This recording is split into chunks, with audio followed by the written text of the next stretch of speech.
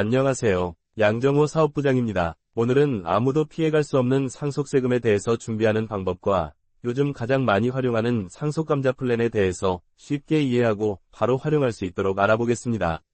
이를 실행하기 위해서는 세무사, 법무사와 이를 관리해줄 전문가가 필요한 부분이니 관심 있으신 대표님은 댓글이나 이메일로 문의 주시기 바랍니다.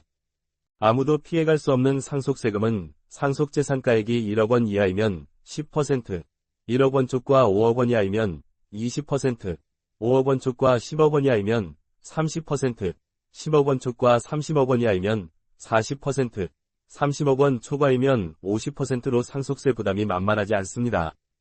예를 들어 상속재산이 100억이라고 가정할 때 일괄공제 5억, 금융재산공제 2억, 배우자공제 30억을 받더라도 과세표준은 63억이 되고 세율은 30억 원 초과로 최고 구간 50%를 적용받게 되어 산출세액이 31억 5천만 원이 됩니다.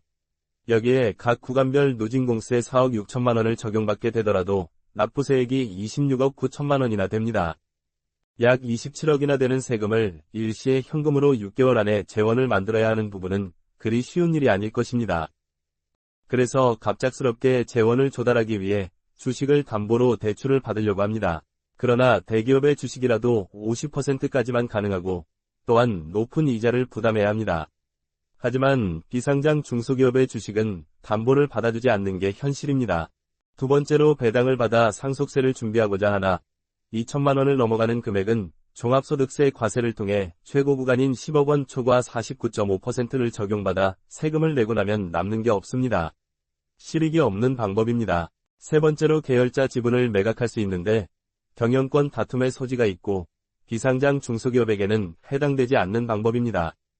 네 번째로 상속받은 주식을 매각을 고려할 수 있지만 비상장 중소기업 주식은 현실적으로 매매가 이루어지기가 어렵습니다.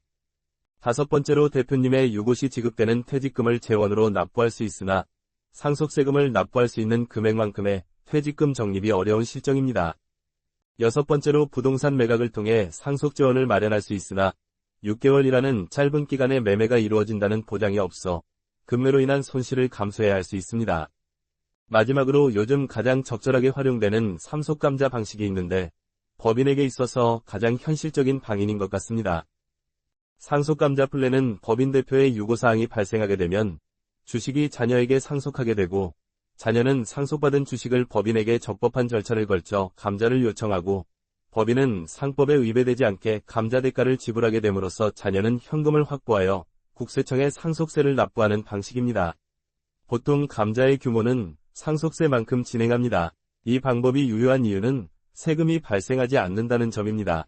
감자 대가는 액면가와 시가의 차이로 인해 위제배당으로 간주되어 배당소득세를 납부하게 되어 있는데 상속감자는 주식을 상속받을 때 비상장 주식가치 평가를 통해 시가로 상속받았기 때문에 감자 시 동일한 금액으로 감자 대가를 받게 되면 차익이 발생하지 않아 배당소득세가 발생하지 않습니다.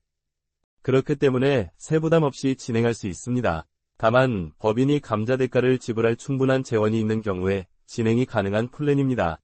따라서 수십억 원의 현금성 재원을 법인이 상시 보유하는 것은 비효율적이고 대표님의 유고사항이 언제 발생할지 모르기에 법인이 보험회사에 법인 대표의 사망보험금 지급을 목적으로 법인보험계약을 가입하는 방식이 매우 효율적입니다. 가입 방법이나 보험 상품이 궁금하신 대표님은 댓글이나 이메일로 연락주시면 상세하게 안내드리도록 하겠습니다. 이렇게 좋은 상속감자 플랜이지만 실행 시 주의해야 할 점이 있습니다. 회사에서 감자에 따른 지급할 재원이 충분히 확보돼야 합니다. 가장 좋은 방법이 보험이라고 말씀드렸고요.